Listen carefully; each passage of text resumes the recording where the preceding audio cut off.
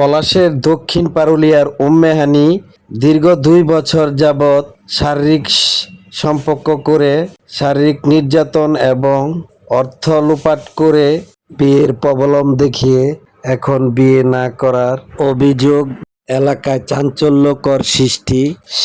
শিবপুরের সাদারচরের মোহাম্মদ শাহিন মিয়া বাড়িতে অবস্থান মীর। শুনুন বিস্তারিত ঘটনা হানির মুখ থেকে। আমি একটা পোলা আমার সাথে সম্পর্ক রাখছে। ওই পোলার নাম শাহিন, বাসা সাদারচর।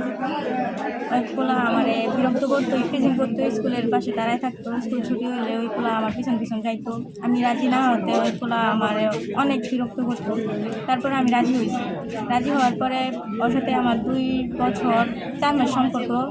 এখন ওই পোলায় আমার অনেক বিয়ের আশ্বাস দিয়েছে, বিয়ে করবে বইলা অনেক কিছু করছে, আমার সাথে শারীরিক সম্পর্ক রাখছে। ওই আমার থেকে অনেক টাকা পয়সাও নিছে। আমার কাছ থেকে 10,000 টাকা নিছে মেডিকেল করার জন্য। আমার কানের দুল, নুপুর, আংটি ওইগুলোও নিছে। এখন এইসব নিয়ে ওর বিদেশ চলে যাইব। এখন ওই আমার সাথে সম্পর্ক রাখতে যায় না, নানান অজুহাত দেখাইতেছে। সংসার করবো, ওই আমার লাগবো। এখন ওই মানে বিয়ে করার প্রতিশ্রুতি দেখাইয়া বিয়ে করবো না। এখন আমি আমার বাসা থেকে ওর জন্য আমারে বাইর করে দিচ্ছে, বাসায় জায়গা দেয় না। তা আমি নিরুপায় হয়ে ওর বাসায় আসছি। ওর বাসায় আসার পর আমার অনেক টর্চার করা হয়েছে। আমার ওই ছেলে বলছে যে আমি কেন আসছি, এটা বললে আমার গলার মধ্যে জিভ দিয়ে ধরছে। ওর বোনে আমার মারছে, ওর মায়ও আমার অনেক মারছে। কোথায় কোথায় আঘাত করছে? আমার চোখের মধ্যেও আঘাত করছে। মানে পুরো শরীর এখনো ব্যথা হয়ে গেছে। আমি ভালো করে উঠে দাঁড়াইতে পারি না। কে কে আঘাত করছে? ছেলের মা, ছেলের বোন আর ছেলের বাবা। ছেলেও তো মারছে। ছেলে আমার গলার মধ্যে চিপ দিয়ে ধরে রাখছে। অনেক শারীরিক সম্পর্ক রাখছে ওই ছেলে আমার সাথে। কত ঘুরাইছে, অনেক জায়গায় নিয়ে গেছে আমারে। এমনকি আমার সাথে ওই আমার বাসার সাইডে বাইডে রাত্রে দেখা করতো। প্রত্যেক দিন যাইতো ওই আমার বাসায় যাইতো না, মানে বাসার সাইডে বাইডে দেখা করতো। এখন আমি একটাই আমার বিচার চাই, মানে আমি সুস্থ বিচার চাই। হয়তো ওরে লাগবো, ওই আমার হইব, ওর সাথে আমি সংসার করবো, আর না হয়তো এখানে আমি সবার সামনে আত্মহত্যা করবো। মানে তোমার কতদিনের সম্পর্ক ছিল ওর সাথে? আমার প্রায় 4 মাস সম্পর্ক। মাঝে আমি 2 মাস কথা বলিনি ওর সাথে। তারপর ওই বিভিন্ন ছেলের সাথে কথা বলতে, এগুলো আমি ধরছি। এখন ওইখান থেকে আমি সরে গেছি, জাস্ট এতটুকু, আর কিছু হয়নি ওর সাথে আমার।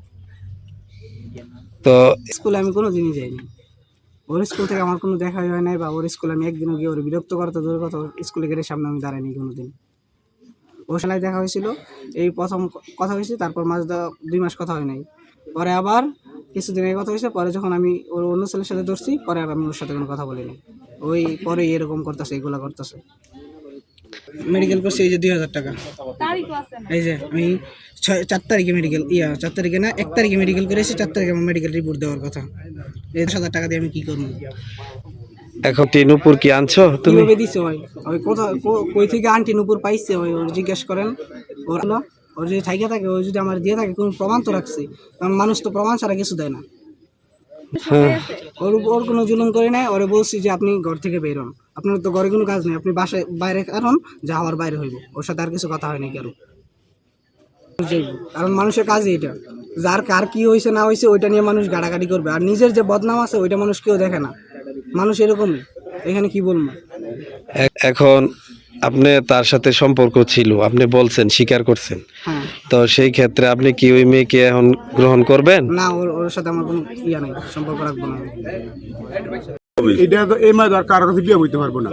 ঠিক কথা কইতে আইছে। এই বাইটাই উঠে সওয়াল একটা বলার কারণে মানুষ 2 বছর সম্পর্ক, 5 বছর হোক, একদিন লাগে তো আই ফুরছে।